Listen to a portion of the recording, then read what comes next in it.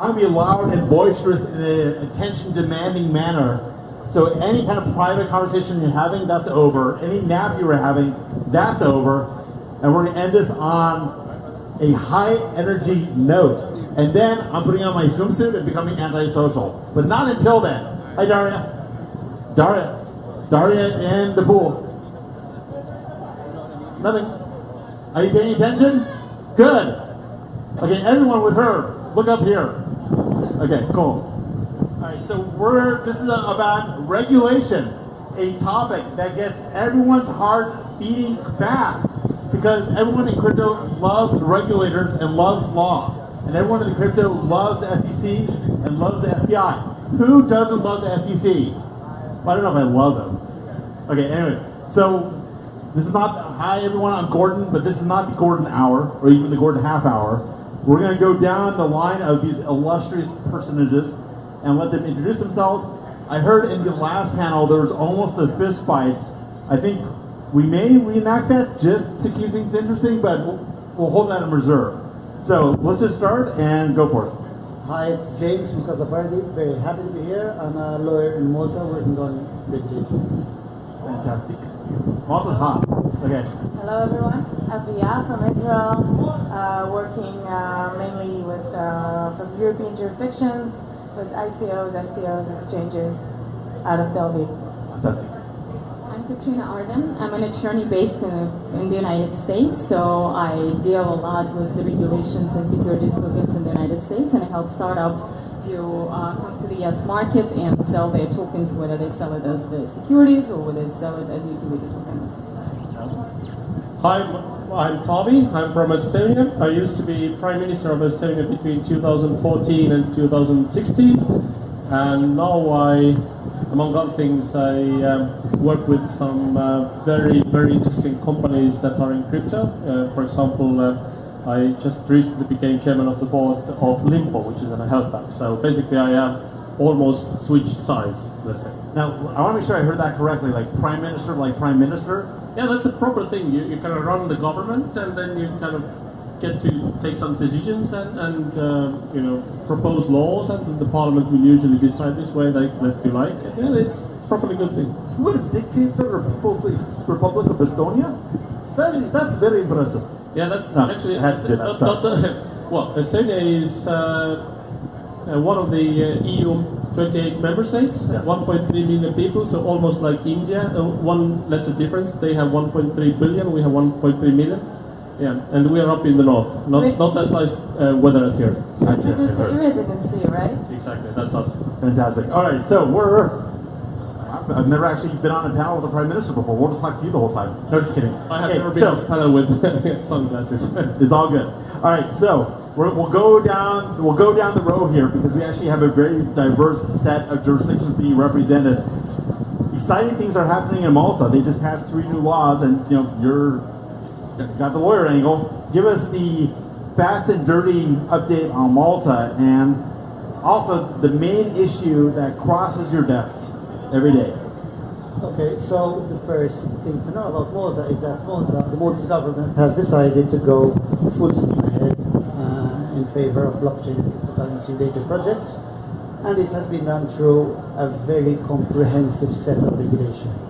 Now, what does this mean? It means that are we attractive to someone who still thinks that they want to set up in a non-regulated country? Absolutely not.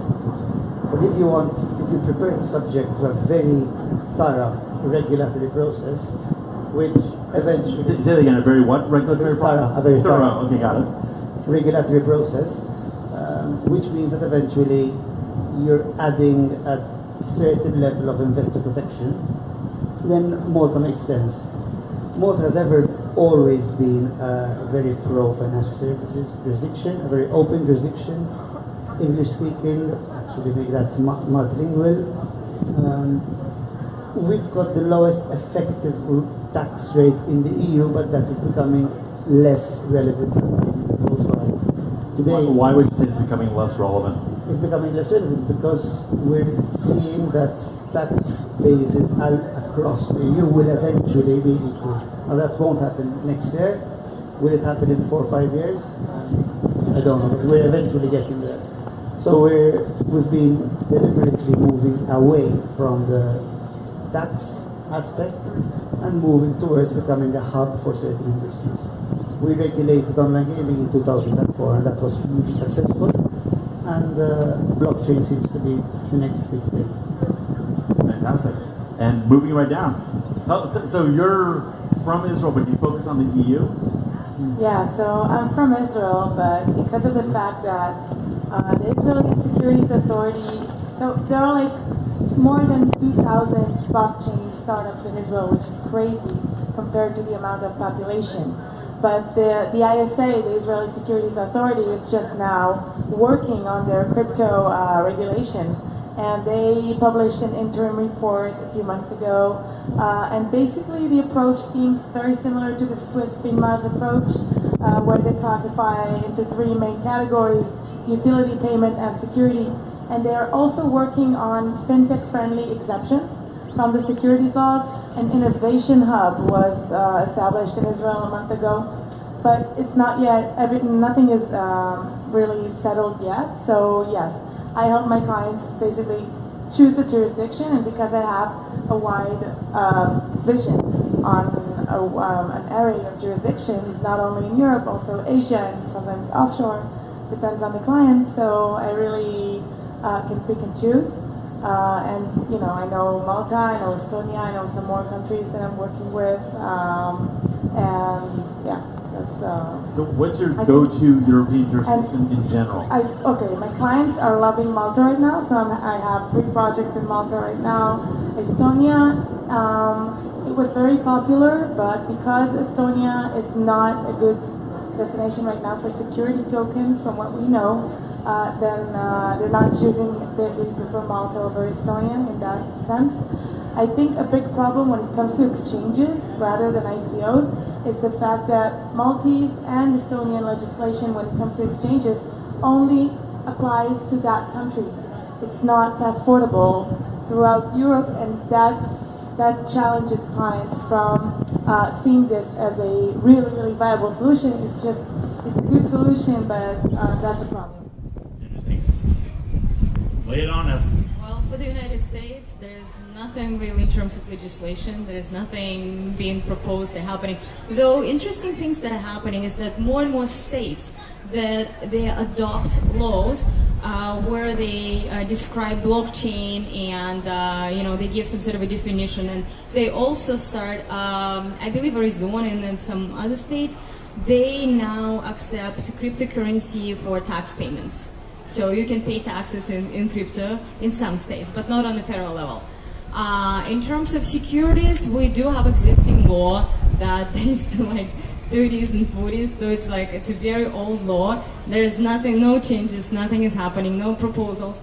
Mainly what we see, what comes across my desk mainly is that clients want to sell tokens in the United States and they want to decide which way to go, whether it's securities or whether utilities, and we have to structure a model to make it, I don't know, cohesive across all the jurisdictions because most of them are non-US based.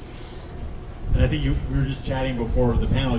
Your favorite thing is when a client shows up and tells you about they've done or completed a successful token sale, exactly, and now they would like some legal advice. Exactly. They're like, well, we sold it to the Americans, yeah, and yeah, we actually don't know. This is another thing, like when you ask the clients, have you sold your tokens to the US residents? Oh, we don't know. Why? Well, because, you know, we are based in some sort of a jurisdiction, we didn't have to do a KYC or AML, nothing, which is fact. You know, if you don't sell securities, you don't necessarily have to do that under certain circumstances, but they're clueless. They have no idea whether they actually violated the US law, whether they sold to the US residents, and now they're facing some problems like, okay, what do I do with this crypto? Or can I open a bank account? Or how do I do with all the things? And like, really? Or if I fly to the United States, will I get arrested once I land? Exactly. That happens a lot. So the awesome thing is that when clients come in early ahead of time and they have just an idea, they have at least like a token model down, and they're like, okay, we have an ICO, not tomorrow, not just yesterday, we have it in a couple of months, so we have some time to work on it and make it right. But unfortunately, what we see most in the market is that it's too late a lot of times. Got it. Okay, so a good tip to everyone out there is speak to a lawyer maybe at least 10 minutes before your ICO, we'd appreciate Exactly. it. Now, Prime Minister of Estonia, I'm glad you're wearing sunglasses because I think I would be blinded by your presence otherwise. So, I know Estonia is great. I know it has a very advanced technical infrastructure and legal system. I think it's very advanced when it comes to e-money and banking system. Just, well, bring us up to date. Well, first of all, Estonia is very, very digital country in many ways. That means like most of the signatures being given electronically already since the beginning of the century, and lots of other things. And all the services of government are electronic as well, which is hugely efficient. And we have a crazy theory in Estonia that people actually have better things to do than visit public offices like government or municipal government or so forth. But I'm not certain actually if Estonia would kind of be among the most favorable countries for ICO, for example, and that's in a way a pity. And my point is that I think most governments in the world have not properly thought it through. And when I was actually this is my second time on this blockchain cruise. The first time I was in blockchain cruise Asia, and I got to the stage and everybody was like, "Oh, this guy is from the government, so he must be an enemy." And my point then, and luckily I was invited back, but my point then was that government should not be the enemy.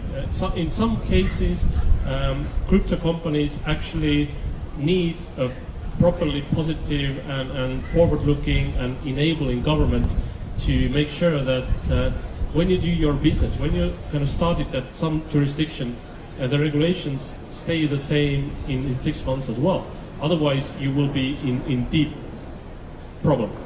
So that's very, very important. And I get an understanding, having been working with many crypto companies as a consultant. I have seen that most companies are actually struggling to find the best legislation. They don't want to do anything shady. They don't want to do anything kind of super complicated. They want to make sure that they won't be in prison in 6 months' time. They want to do everything by the book, but the book, of course, needs to be favorable. It cannot be like IPO kind of book, which is very, very difficult. Right. I mean, I personally made the point before that no regulation is okay when you're early, but when the regulators wake up, you're going to have a problem. Regulation banning things is, of course, not good at all. But the best regulation in the world is when they give you a license. Like the government explicitly says, yes, go ahead, you can do this, and here's your paper and here's your stamp. That's beautiful because then you can show it to the Goldman Sachs of the world and the other investors that go, look, you know, legal risk is reduced. I have I'm from the government, I'm here to help.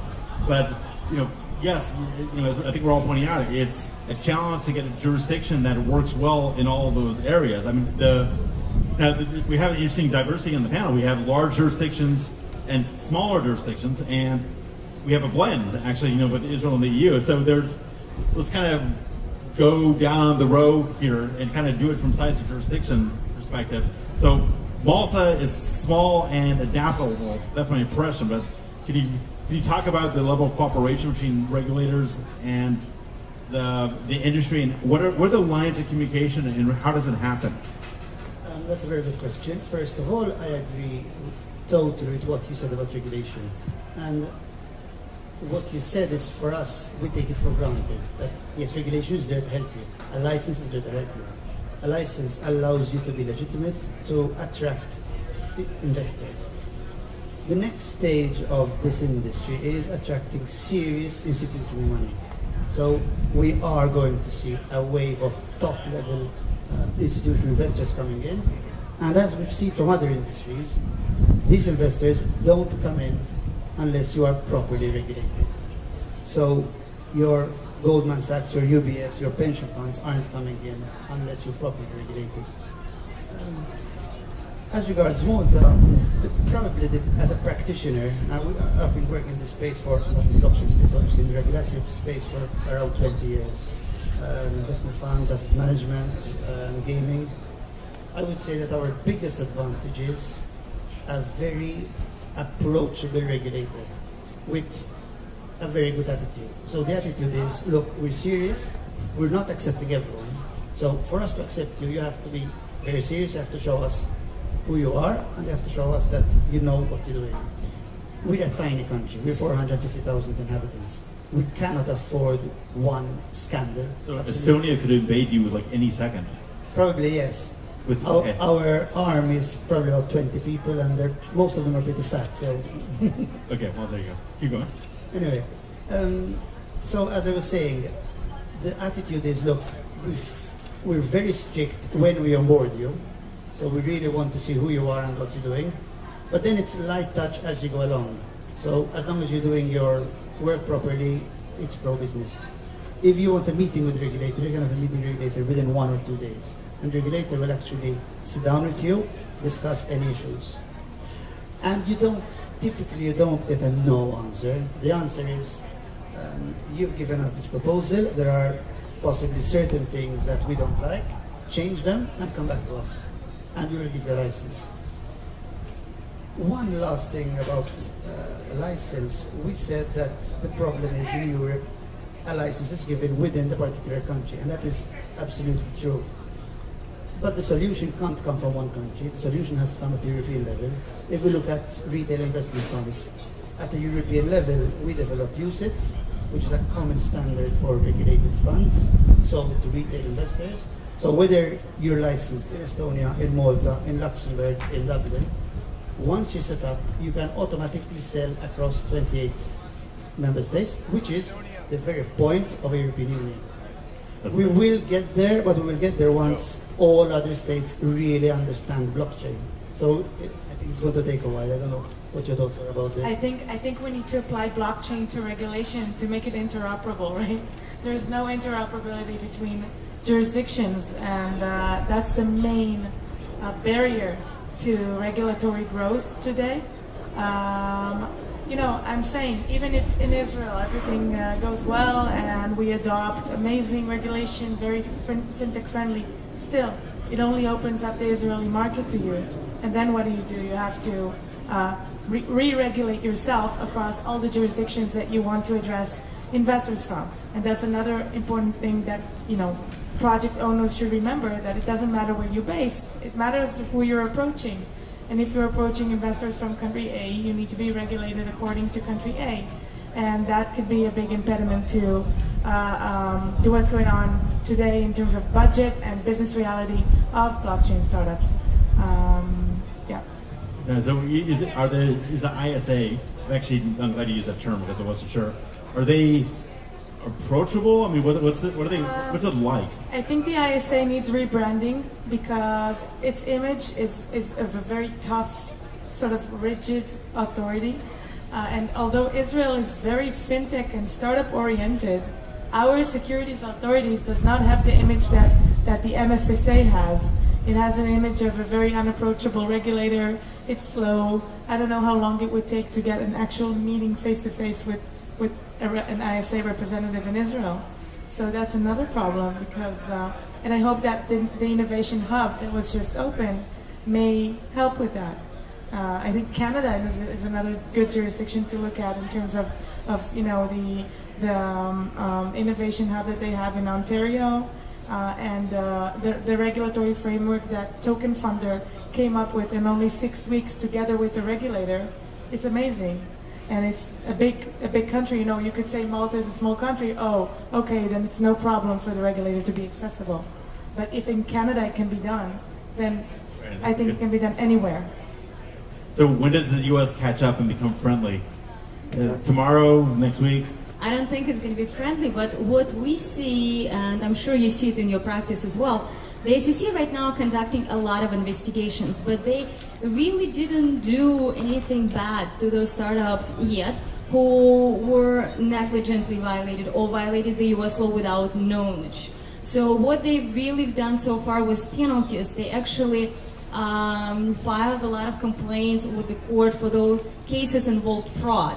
And if you look at it from a perspective of startups, yeah, maybe like, oh, I don't know what the law is and whatever. Well, you have resources, research. But now when you put yourself in the position of the US investor, you're buying coins, right? You want to make sure you're buying something legitimate, right? And you want to make sure that there's an authority that will somewhat protect your rights. I mean, whether they do it super well, whether or not, they still have to catch up. But that's where they're coming from, and every time we get to talk to the SEC representative, that's what they're saying. It's like, our job here is not to actually punish startups or create boundaries or create, I don't know, obstacles to raise funds. There is an existing law which it perfectly works for a lot of regular startups and VC capital and everything. Yeah, it's a little bit difficult, as we were discussing before. It's a little bit difficult to apply it to the new blockchain reality and technology. And it's probably not going to be anytime soon when we're going to see this, some specific law. But in the same time, what they're trying to do, they're trying to protect the investors, because we see there's a lot of scams going on, there's a lot of fraud going on. As I was speaking yesterday, I was mentioning that this year there was almost like every month there is some sort of an ICO, US-based, that is banned by the SEC for fraud, where people make false representations, they mislead the public, they raise the funds and they go and spend the funds however they want, but not for the intended purpose. But I think the regulations are there for these reasons. And sometimes it can work, sometimes it doesn't work, but at least what we see from the SEC, the message is that we are there to protect the public, we're there to learn how everything works, and not necessarily to create obstacles.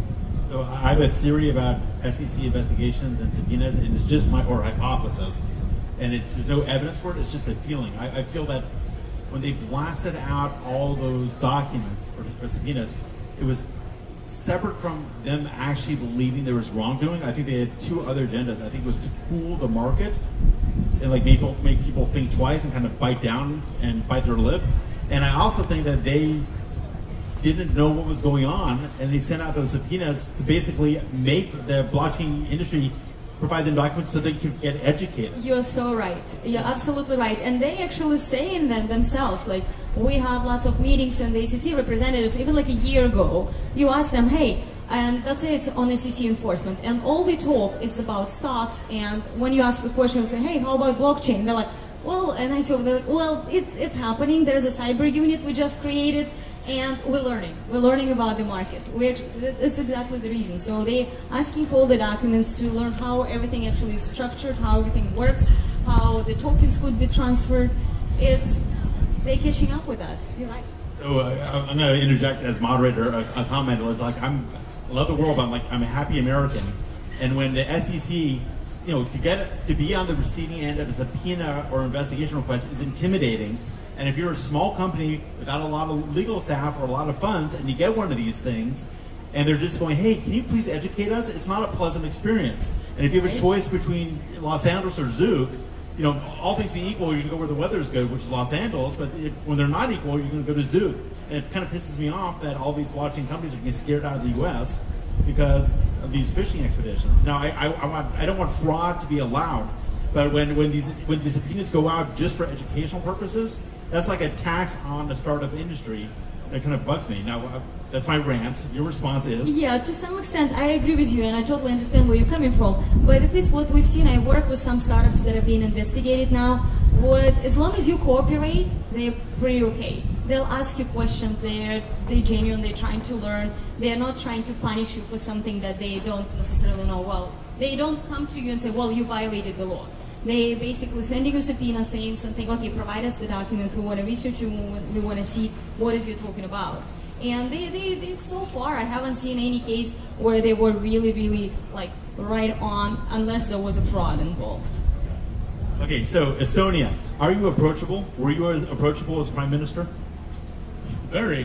You can just try it out. You can connect in LinkedIn and see if I respond. So you can, it's a promise. Anyone who wants, you can easily approach. But I don't think this is the kind of only thing. I think in addition to being approachable, you need to make sure that the conditions you create are actually in favor of doing business.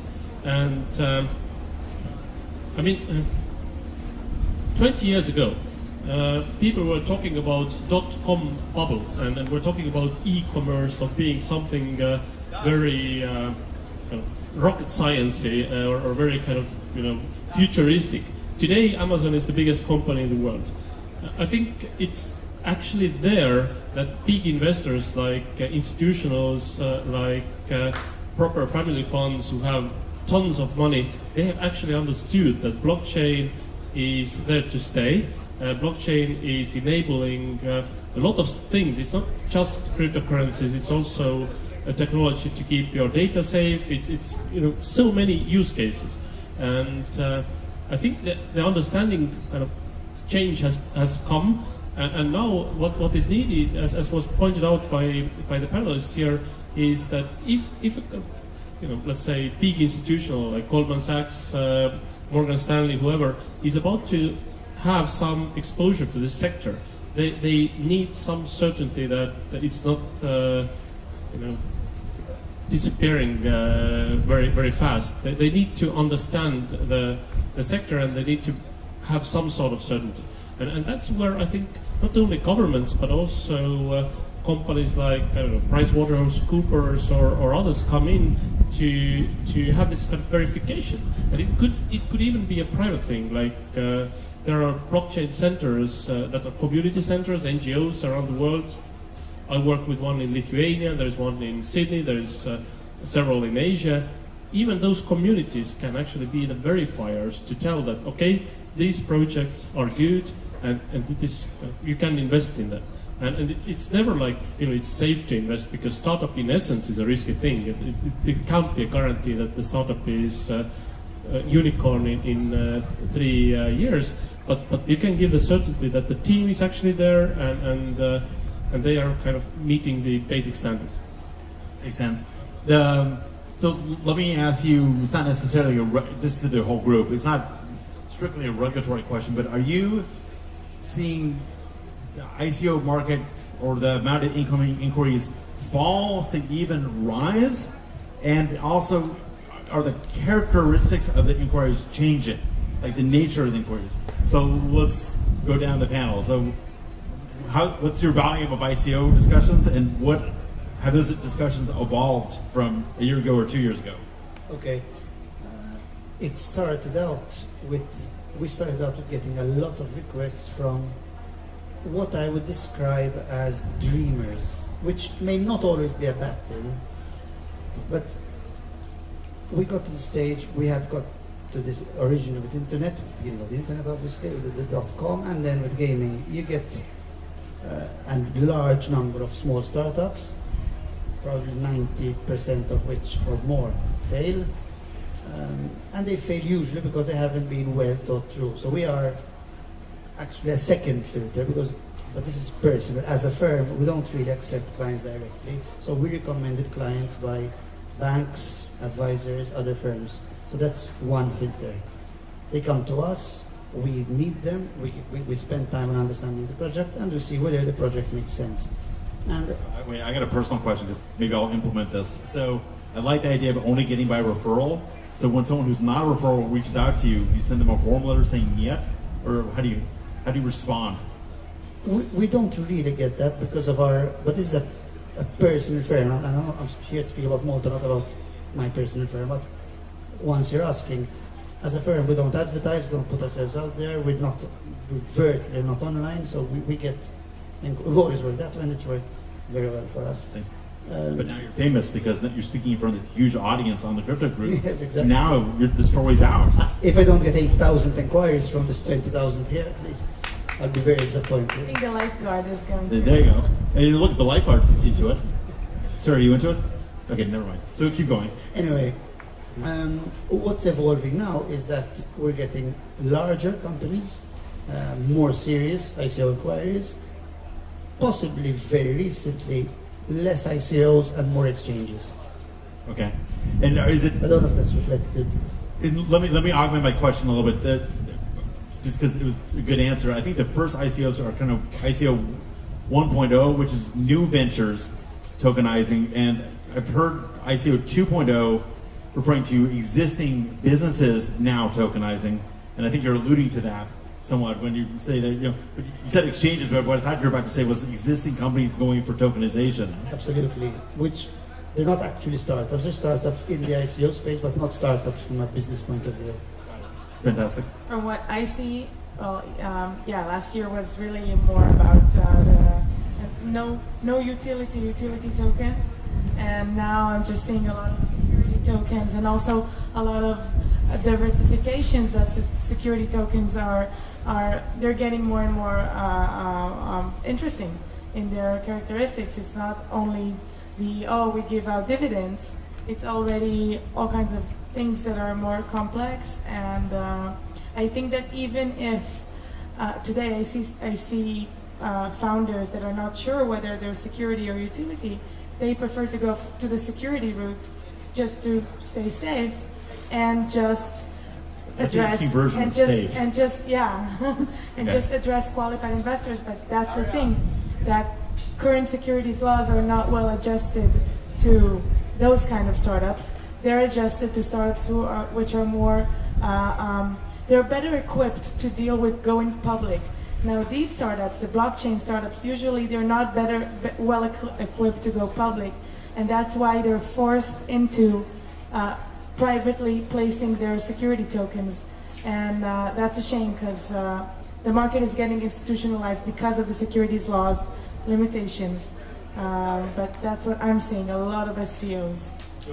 One question that was directed to Katrina yesterday, that I thought was a good one, is when you have these private placements of security tokens and there's a need to resell them later, that's a freaking issue that I'm wrestling with, and I think you're wrestling with also, not because, I mean, obviously we're the two best blockchain attorneys on the freaking planet, in the U.S. that is, but I don't know there is an answer. So it's a little bit off the topic of the question I threw out there, but yeah, I mean, what the heck do we do with that? I mean, can the U.S. ever catch up until we resolve this issue? And that's the whole thing. I mean, like the entire world, there are tokens, there are exchanges that they provide the securities tokens, but they don't allow U.S. residents to participate.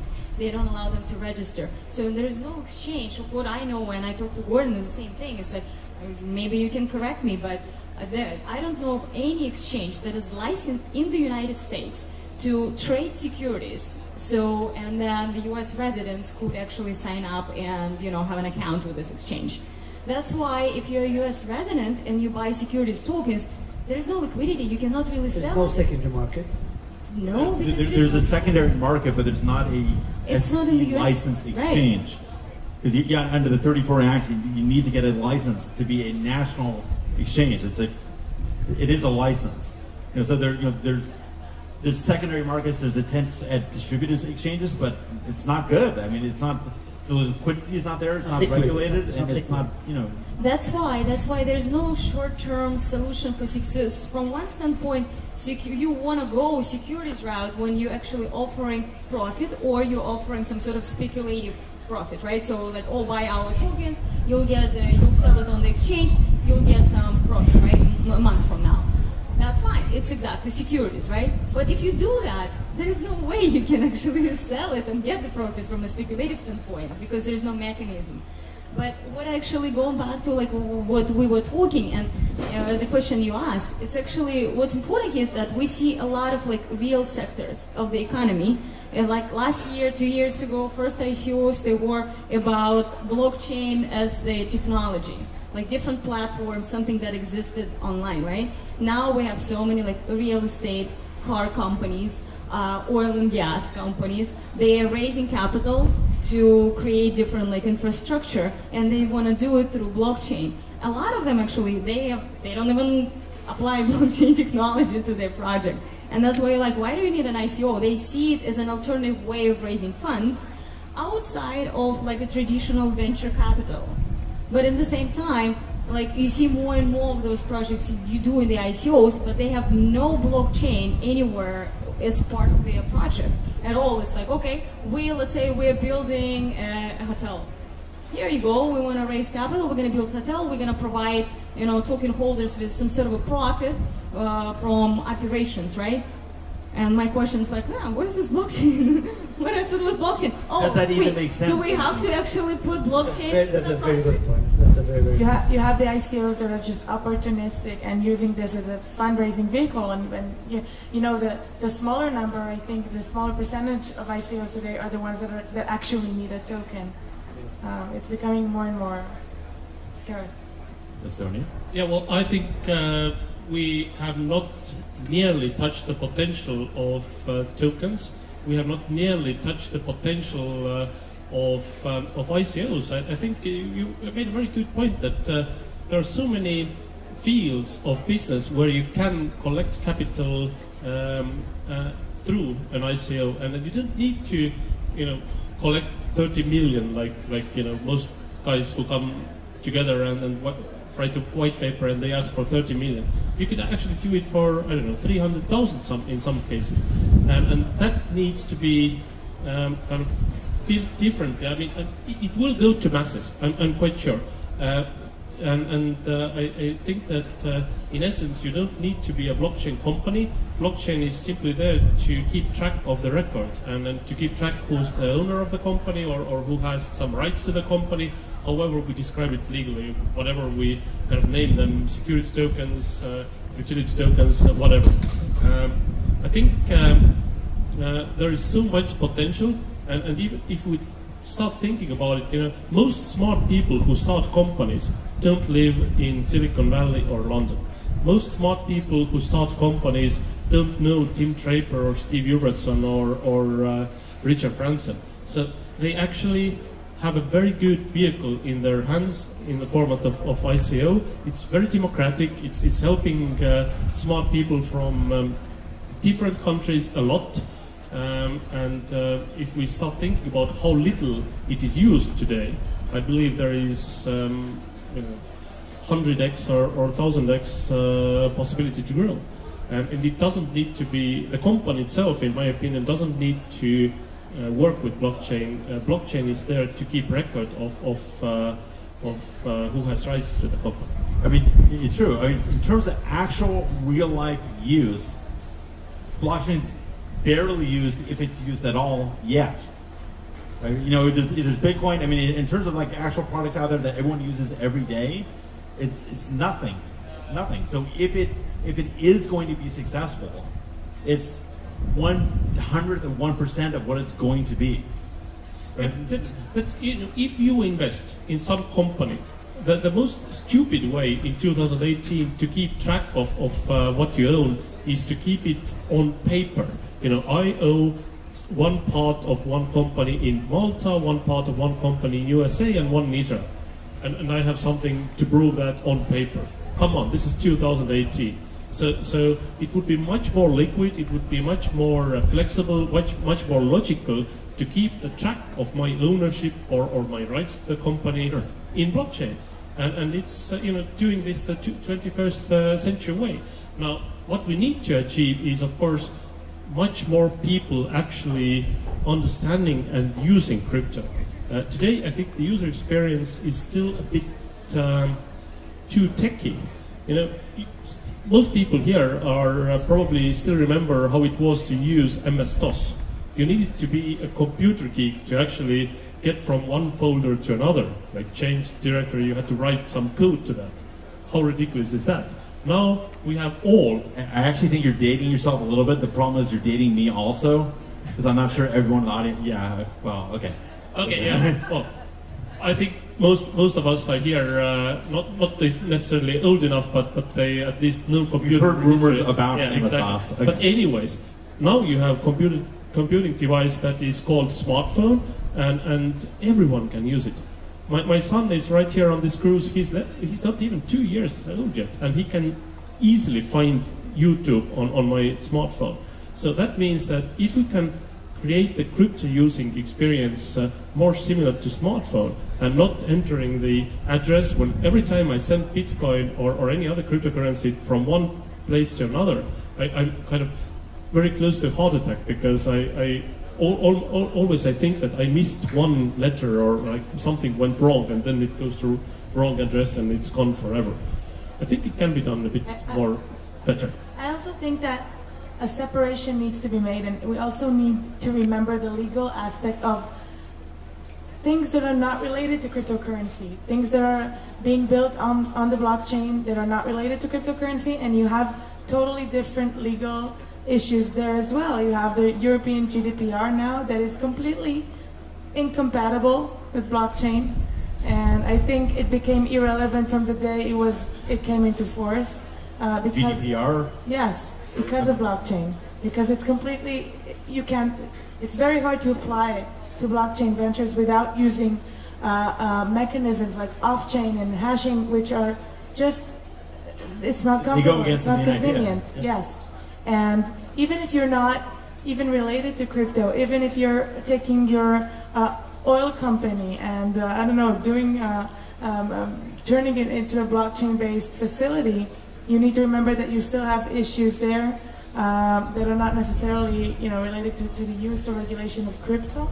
And I think that if this separation would be made even in the legal level in a better way, it would actually accelerate the growth of the whole industry. Because what people think about cryptocurrency and the way they view cryptocurrency sometimes hurts blockchain. Hurts blockchain ventures which are not crypto related, which are not ICOs, which are not trying to raise funds. And it sort of gives sometimes a bad image to the whole industry, and it's too bad. And I think that we need to try and stress it out. So as a moderator, I'm going to again break ranks and insert my own personal point of view a little bit. I think the larger institutions, Goldman Sachs, whomever, view cryptocurrency as shady, and so, but they wanted to sound smart, so they started talking about blockchain because that was socially acceptable at their cocktail party, with the Republicans and everyone else. And I will not give away my politics; they're different from everyone else I know. Okay, but they're like, no, we do not do cryptocurrency. We do blockchain, which is much more legit. Okay, well, that's. And then all of a sudden, when Bitcoin started getting near 20,000, they're like, oh, yes, we are exploiting cryptocurrency. We deem it to be now appropriate. They went down to 6,000 and like, oh, no, this ETF is disgusting. So I think their attitude correlates with the price of Bitcoin. And yes, there are obviously two separate things. You can clearly have blockchain and probably will have a lot of blockchain without crypto or tokenization. But there are use cases, I think, for tokens, and there's use cases for cryptographic exchangeable tokens for value. But it's a funnel. Where there's a lot of blockchain cases. There's within that set, there's a smaller set of tokenization cases, and within that set, there's a smaller case or set of viable cryptocurrencies. But you're right. Of course, there's this. The money's in ICOs, so this froth causes like a shadowing effect on the rest of it. So and regulators too. I mean, I don't know if regulators are trying hard enough to make that differentiation sometimes. The SEC is not. Yeah, I think Malta probably is doing a good job. I know for a fact that the state of Tennessee and some other state, I don't know which one was the other state, they've passed some regulations about actually kind of relative to DLT. It's kind of defining blockchain, define how records are kept on blockchain, so you have actually legal construction of something. So government actually utilizes private blockchain. I believe USCIS is using blockchain technology to keep records and allow communication between different CBP and other divisions. So there are multiple countries, the governments of multiple countries, and I'm sure Estonia as well, use blockchain technology to keep records and do something. It has nothing to do with crypto. And yeah, from one standpoint, maybe Goldman Sachs and someone like that, they're like, okay. And a lot of people actually exploding the idea of blockchain, and they like to kind of create, SEC is going after public companies. As soon as some public companies saying, oh, we're gonna utilize the kind of create or apply this blockchain technology to our business operations, their stocks going up.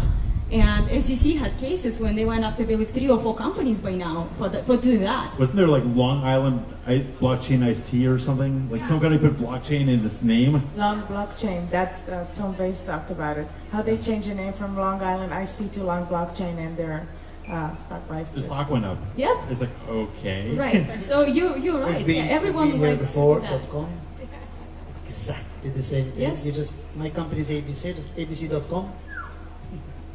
Exactly, but at the same time, there are legitimate, applications of blockchain, and I know the government, large businesses, the banks, companies, large corporations, they start using it as private blockchain because it's a great technology.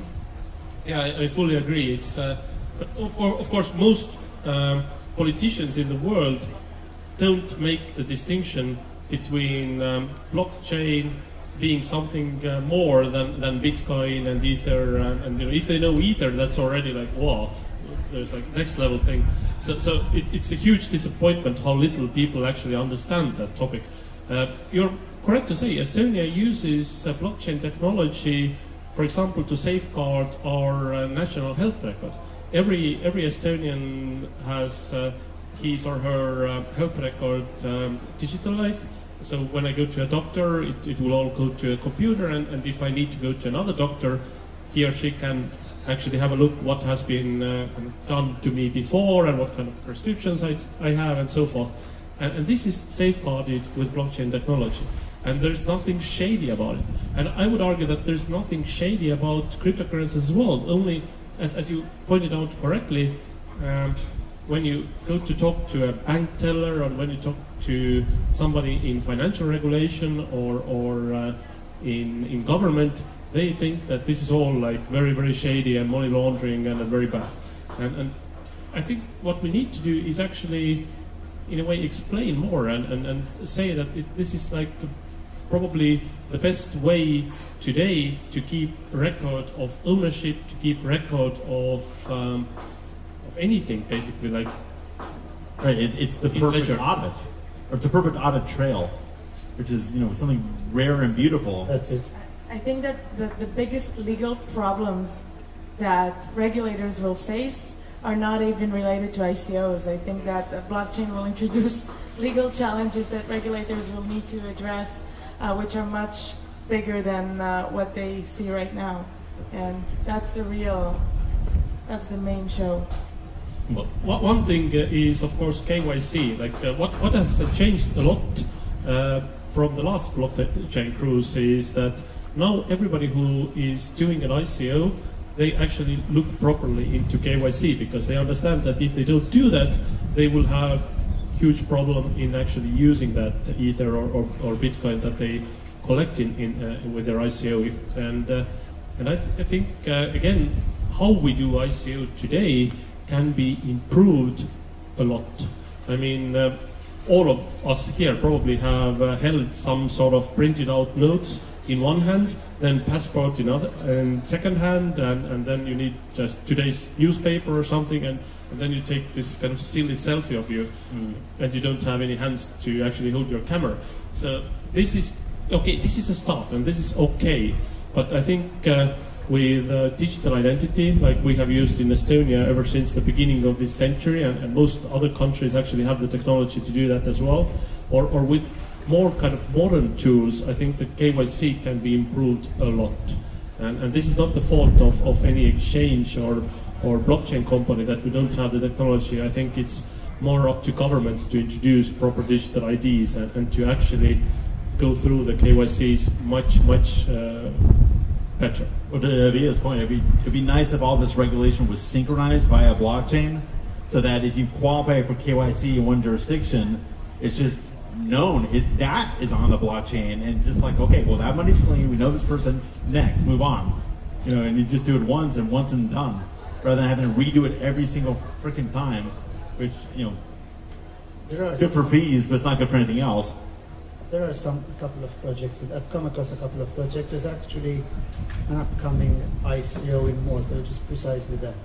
So the idea is having KYC done once, and then you actually export just one package, and it's obviously automatically updated. And as we're saying, blockchain technology is perfect for KYC. It could have been designed for KYC, because if I've been convicted of fraud in Estonia, I can't go in and, you know, clean that up, which is what happens in other areas. You're right, and there are multiple startups. I came across even last year, over like probably not less than 10, but there are multiple startups of what I know, and I'm sure there are many that I don't, they work with that. But they challenged, okay, they have a technology, okay, now, all 5 of us can go and do the KYC, but institutions have to accept the solution for that KYC, and you have to sign up every single institution around the world for that, you know? What's the point of doing KYC through one startup, which no one is going to use it? I think it's a challenge. Go ahead. I see it working in the same way that World Check or Acuity work. So you do have a centralized, it could be a private company, WorldCheck is a private company, but globally, if I'm working, I mean, we do a lot of work in the citizenship and residence scheme, and we just run the person through WorldCheck. And you don't actually need every entity to agree to the same company. But you can do that. In a way, you can do it because what we have done in Estonia with this digital ID is precisely that. One ID fits all solutions. If I want to do banking, if I want to log into my health portal, if I want to log in anywhere. And this is fully recognized by the government, and it is fully legal everywhere in EU. So basically, if I send a document signed digitally to you, and if you can open it, that's fully legal and fully compliant. Correct, but was it a government initiative? Yeah. That's the point. In your case, it was one forward-looking government thinking, let's go down this route. But what you're saying is, are we going to see global acceptance of a single system? I believe we are. Actually, we have the standard is there already in EU level. It's simply not used. And if if I come to tell about this digital ID and digital signature, people say, oh, it's not safe and it's tricky. And I'm always saying that signing something with a pen is ridiculously unsafe. Who has ever seen my handwritten signature? Is there anyone in this boat who has seen? None of you. And if you get a letter from me, let's say we call it a contract, and you get the letter from me and it has my name underneath it and something is scribbled there that might remind my name or might not, you just kind of take it for granted that it must come from me. How ridiculous is that? What could go wrong, right? And my argument is that if I can scribble it, you could do it, you could do it, and if I get, this is the least secure way. You can fake a paper notarization easily. Exactly, and then also showing your passport should not be the only way of identifying you in the 21st century, because it's like economy with cash only, because you have to go somewhere and identify yourself physically. Come on, we have better ways of doing that. I think there's I think we have some guy banging on the hammer behind us because he maybe sort of oblivious. Leapt on him. Okay, anyway. I think there's within the European Union there are unbelievable gaps between countries like Estonia, which are very digitally oriented, and you have Bulgaria, Romania, where you still need to go to a notary that looks like they were pulled out of the 1940s and have them sign a document for you every time you want to do something and go there physically. So you have the European Union, but you have a large scale of progress in that sense. And while countries like Estonia will adopt those solutions, countries like Bulgaria, Romania, a lot of countries within the European Union are so not ready for that, and that is so not in line with their mindset. So that's the problem. I want to point something out. When you put 5 international lawyers on the stage, you get a half an hour session that stretches, I don't know how long. Where did the time What time is it anyway? I don't know, but it feels like it's more than half an hour. Yeah. Maybe by, I don't know, a minute. I think the hammer was our cue, Yeah, right? the hammer was like the big thing. 4:05. So. But there's more people in the audience than where we started, so that must be a good thing. How are you guys? Are you still awake? Yeah? Maybe. We weren't even looking at you. We were just like chatting up here. We really appreciate you. You're all troopers, hardcore individuals. Whoa, yeah, I like that. You know what? I am going to indulge on their generosity and grace, and yours also. And we're going to take 3 questions to the audience, and just think our cumulative hourly rate is at least a few $1,000s/euros. So this is open to lifeguard as well, sir. Okay. Or Bitcoin. No, he's laughing. Okay, cool. So, yes. Now you're gonna. Yeah, I'm coming. Okay, there you go.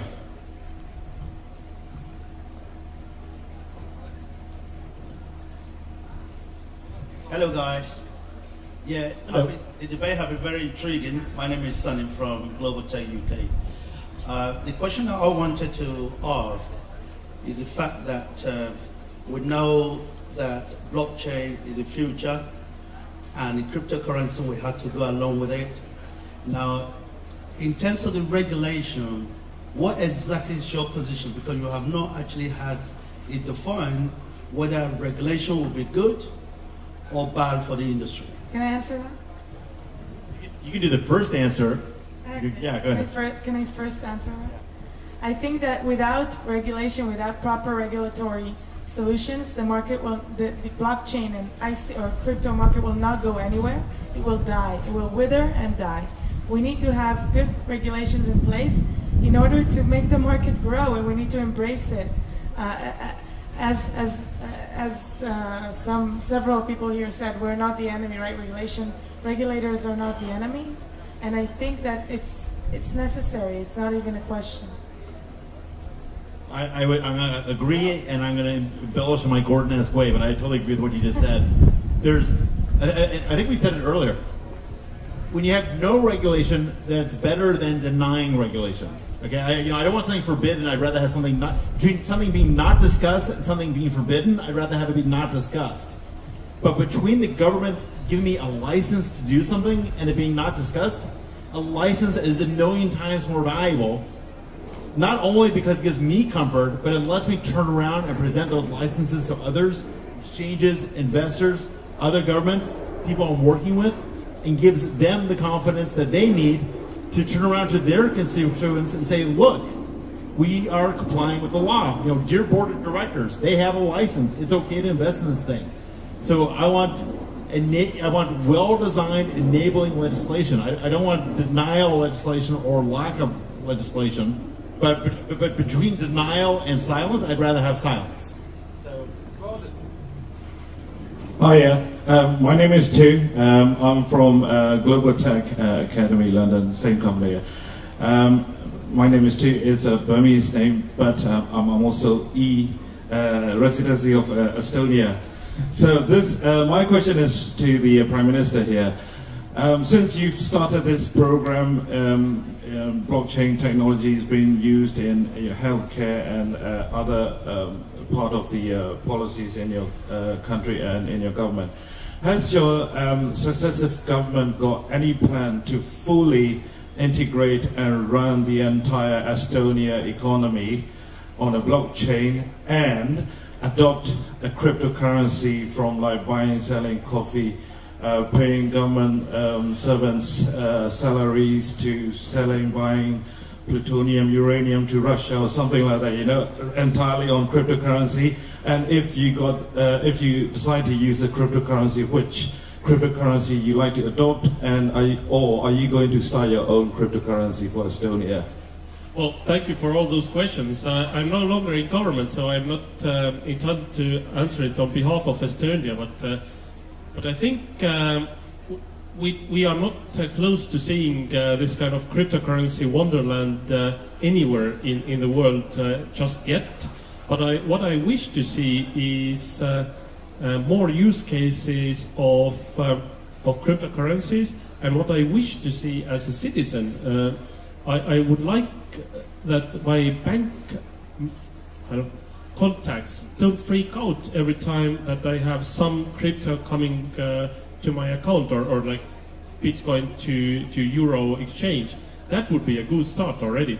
And I think in order to achieve that, we could actually have like proper channels where I can exchange crypto to Euro, or not even exchange it, use it with my card, but this is kind of verified by my bank as well, and I can actually kind of do it without my bank teller freaking out every time I have anything to do with crypto. But I'm very happy that you are an e-resident, and that's actually a very positive thing for any one of you. If you want to have a proper digital ID and your government doesn't give it to you, just Google the Estonian e-residency and you might be interested to become one. Thank you. So I have a special case. I was supposed to be on that cruise, and I got robbed in Barcelona. So I just arrived. So I thought I always complained from them losing my luggage. I mean, yeah. Well, lose your passport, your much laptop, better. your ledger, everything. Your 12 credit cards, all your money. So my heart goes out to you. Yeah. I hope you're okay, Gordon. I'll see you later for a beer. But the point is, what is required tomorrow to get this digital identity in place to avoid this kind of jokes? Because I had to wait the whole weekend, get paperwork organized, go to the consulate this morning at 7 o'clock, book a flight and arrive here just for 1 hour to say hello and ask a question. If I may take the first answer, I think it's in a way silly that the best way of identifying you in the 21st century is showing something that is printed on paper. And if you lose it, you're in trouble, as you just explained. In Estonia, already a few years ago, we made it legal that if you don't need to carry any document, you don't need to carry your driver's license. It's enough that you tell your name to the police officer if you're stopped or if it needs to be checked, and they will go to their online database, they will check your name, they will have your picture, and if you have the license to drive, you don't need a paper or plastic thing to ID you. And hopefully one day we have this kind of thing in place everywhere in Europe, or for that matter globally. Of course, the biggest problem of us not having that is that there is always the argument of what if we have such a huge database, whether it can be misused in a way. And a Big Brother thing definitely comes to question. So I think it can be done and it can be designed properly. And for example, if you are afraid of Big Brother, you can check yourself like every day who has looked at your data. And if you see a misuse, you can complain or press charges. That would help you in the future, not needing to carry your passport with you. I mean, it's really silly that the best way of identifying ourselves is showing something physical. When do you think it's going to be ready? 2 years, 5? It depends on the governments of different countries. It's there already. The technology has been there ever since the beginning of the century. Does anyone else on the panel want to address? Besides for saying welcome and we're glad you made it.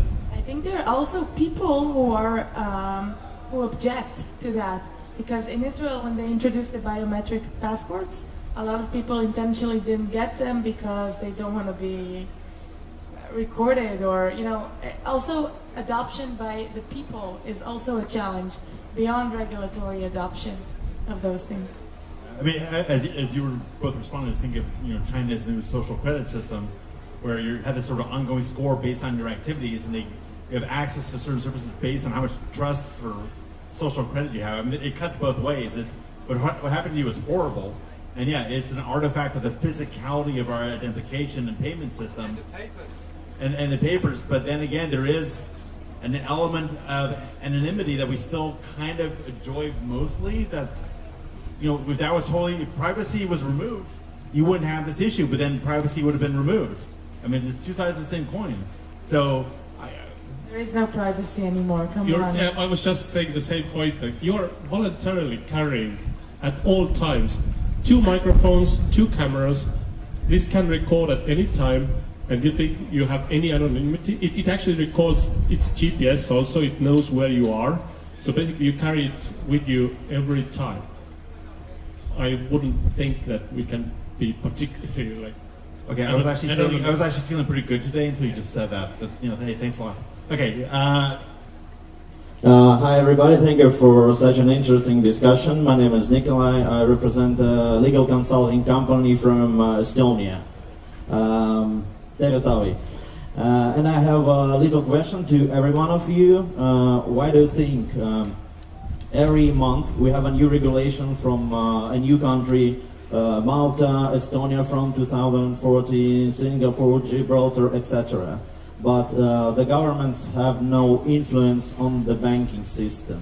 Why is it happening?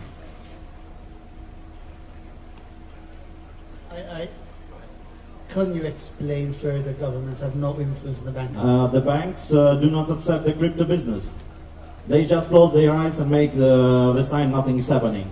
That's a very good point. First of all, banks are That's a reality. Banks are private entities, unless they're obviously state-owned, and contrary to what many, let's say, non-lawyers sometimes assume, you do not have a right to a bank account. So if I'm a bank and you apply for a bank account, you sort of assume or tend to assume that you have the right to a bank account and the bank can accept you or not as a client. And what you mentioned is a very important point. If you had to ask me what is the biggest challenge from the banking system, is merely not accepting transactions into cryptocurrencies. So today we're in a situation, I'm going to speak about Europe because Europe is what obviously I know best. In Europe we're in a situation where if you own cash, you're a criminal. In many European countries, the minute you have over a relatively small amount of cash, you're automatically money laundering, you're automatically a criminal. So it's my money, but I can't keep it in cash. Where in Europe today can you spend a 500 euro note? Very few places. You're going to ask questions. You go to a bank, you ask a bank for a few thousand euros of your own money, and you get no. Or you get a lot of questions as to why you want that money. Banks can still put a chokehold on cryptocurrency because no one can control what I do with my Bitcoin. But typically speaking, unless I'm a miner, how do I acquire Bitcoin? I need to buy Bitcoin. Now, if we get to a situation, and this is a possibility, where banks restrict my ability to buy Bitcoin from my account, then that is a very serious issue. I mean, we've got to ridiculous situations today where you send 300 euros as a transaction and you get a phone from a compliance officer from a bank, which is ridiculous, but that's where we are. That's why I think also that anonymity is sort of a two-edged sword, which, I mean, it's a big advantage that crypto has, but it's also what's making banks freak out so much. So I think that embracing solutions that allow the attachment of KYC or identity information to wallets is a good thing. And I also think that, for example, in Israel, there are already court rulings that made banks actually reverse their decision to terminate accounts of exchanges, of crypto exchanges. So in Israel, courts are surprisingly very cooperative, and they are trying to make the banks not be so arbitrary in just shutting down crypto exchanges accounts. I think it's a matter of time until most banks will, have to be more realistic. Right now, they're still trying to fight it. But I'm not familiar with this situation in Israel. How can a court order a bank to accept a client? Because not accept. It was an existing account, and the bank decided to terminate that account, and the crypto exchange sued or appealed to the bank and to the court, and the court decided to rule in favor of the crypto exchange and make the bank reverse their decision to terminate the account. That's not possible in Malta. In Malta, a court would say the bank is a private entity. Really? No. Bank is a private entity, and if a bank decides to terminate, banks are doing that all the time. So if they don't like something about your business, you just receive a letter and terminate. No reason, nothing behind it. They'll just say, for example... Yeah, that's why the crypto exchange went to court. Yes, but in Malta, you would not get any redress from courts. HSBC do this all the time in Malta. They say, listen, we don't like gaming. You're gaming, you might have the best gaming company in the world. Bye. So I want to throw this out here because I saw, I wasn't in New York when 9/11 happened, but I was awake and aware and watching TV with a lot of people when it happened. I saw the first plane crash into the skyscraper, and I was looking at my friends and like, well, they're saying it's a terrible accident. I said, no, this is intentional. And the second one plowed in, and then it was clear it was intentional action. And so I don't think we should fool ourselves. I mean, crypto can be used for terrorist financing, for money laundering, to evade taxes. It has all those dark sides along with its positive elements. Now, I switched careers back into law because I'm so enthusiastic about blockchain and crypto, but it does facilitate those things in the same way that cash can facilitate those things. I mean, you need money to do bad things. You need money to do good things, and you need money to do bad things. And at least in the United States, we had the Patriot Act that came out after 9/11, and the banks, are co-responsible for monitoring, for knowing their clients. And if they don't do the due diligence and they don't take action, they can be held liable for certain oversights. And so it's part of their job to de-risk certain accounts. Now, are they using that as a false pretext in some cases to close down things that I don't think they should close down? Absolutely. I mean, they're being like passive aggressive little B words, I won't say it here, to fight crypto, but they, I think our job as regulation, like I want regulation to enable crypto. I don't want regulation to crunch down on crypto, but I want crypto to become appropriate regulation friendly. And I don't want drugs being, money being made for selling drugs to kids and then going to pay for hits on people and then financing terrorism. So we do need a legal system and a banking system that controls those flows. And as anarchist and fun as it sounds not to have that, when these people start dying, it's a thing. So the banks have a responsibility now. The banks, I'll concede and I agree and I hate it. Banks are being inappropriate in many cases, but it is a thing. So it's our job as members of this community to hold ourselves to a high moral, ethical, legal, and business standard so that the reputation of crypto and blockchain rises, and the banks kind of have to go along with the program because we educated them and also because it is proven to be legitimate and good for society. So that's my 2 cents in there. Well, I think I'm not an expert on terrorism financing, but I'm pretty sure that cash is way more used than any crypto in that, and banks for some reason are still accepting cash, so that's kind of funny enough. And imagine if we didn't have the history of cash, and some crazy guy would come up with an idea that let's distribute those green papers to everybody, and they actually will have value. But I'm quite sure that the mankind would laugh it out, say like, well, this paper cannot have value, like in terms of being money. So in 2018, cash would not be. I know you're joking, but actually, when China developed paper money and that was introduced to Europe, Marco Polo brought it back. Everyone was laughing, and they're like, "What is this?" And they ended up burning the paper money as useless things to start fires with. Meanwhile, that was in China that was exchangeable for silver. So your point is taken. It takes a while for society to catch up. Exactly, but now as a citizen, I don't want to do anything shady. I don't want to finance terrorism. I don't want to transfer any money even anonymously. I just, for example, if I want to invest in some crypto companies, if I want to advise some of them and get my reward in tokens, I want to have a transparent channel through which I can exchange this crypto to fiat from time to time or other way around. And I want this to be kind of verified in some way, and I don't want my bank contacts to freak out. So I think if I were a bank manager today, I would work together with companies like Pricewaterhouse or Ernst & Young to see which exchanges actually have proper KYC in place. And I would whitelist those exchanges and tell all my customers, if you do your exchange through those companies, you are free to do that. And I think I would win a lot of business while doing that. But on a secondary note, of course, in small countries like in Estonia, one reason why banks are freaking out very often is because they are afraid of losing their correspondent bank contacts. So it's all about US, it's all about dollar payments, and some banks are afraid of losing that. But that's a different story. I think still there is room to improve in terms of having whitelisted exchanges who have proper KYCs. Okay. Anyone else? One little sub-question.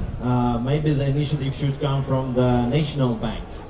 For example, Estonia has the regulation, we have the e-residence cards. I'm a fully verified person. Why my country can't exchange for me? They know me, they know where my income comes from, they know everything. They have my banking statement, my photo, my fingerprints, and I want to exchange money to crypto. Why not? Thank you.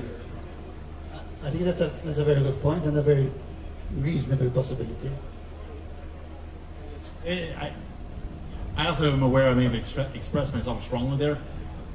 I want actually regular fiat to go away. I don't want us to all be in crypto all the time. I mean, I want an idea of a fiat-based bank to be like, oh, that's so cute. I remember that from 2018. But, you know, and yes, cash is the ultimate bearer instrument, right? I mean, cash has no smell.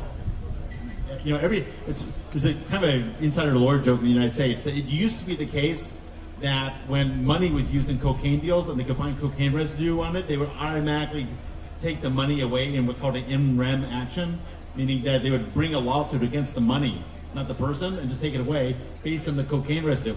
Well, that worked for a while, but now every single dollar bill in the United States has cocaine residue on it.